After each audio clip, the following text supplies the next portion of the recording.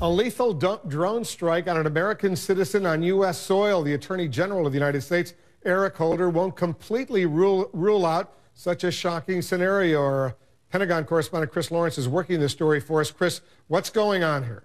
Well, this has got to come as a big shock to a lot of Americans who may not have imagined that the U.S. government could assert this kind of power here inside the United States. Basically, Senator Rand Paul wanted some explanation about how much power the government has to go after citizens. Got that clarification, and therefore now so do we. In a letter, the Attorney General, Eric Holder, wrote to Rand Paul.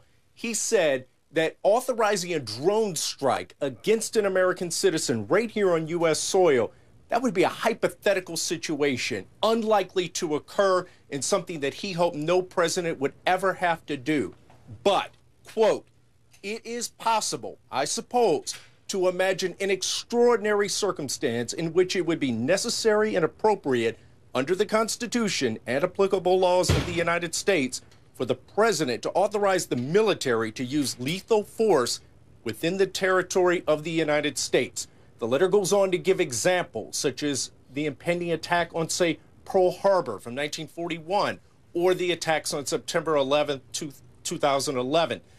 In a separate letter, the nominee to be the CIA director, John Brennan, says this would not be a mission that the CIA could authorize. It would have to come from the president himself, Wolf.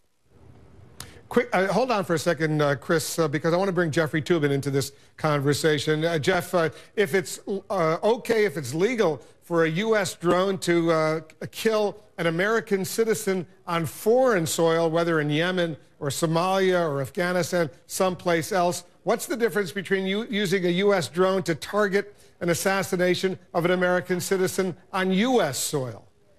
Well, it is a different situation. The federal government has more limited powers under the Constitution within the United States, but it still has a lot of powers here. And if you had a national security situation with tremendous urgency along the lines of Pearl Harbor or 9/11, you could see a situation where the drone, like a fighter plane, like a very powerful gun, could be used in the United States. It's just another weapon, and the police have a lot of weapons in this country. And let me go back to Chris Lawrence for a moment. There's no indication that the U.S. military has any plans, obviously, to actually use a drone to target the assassination of anyone in the United States, for that matter, as far as you know.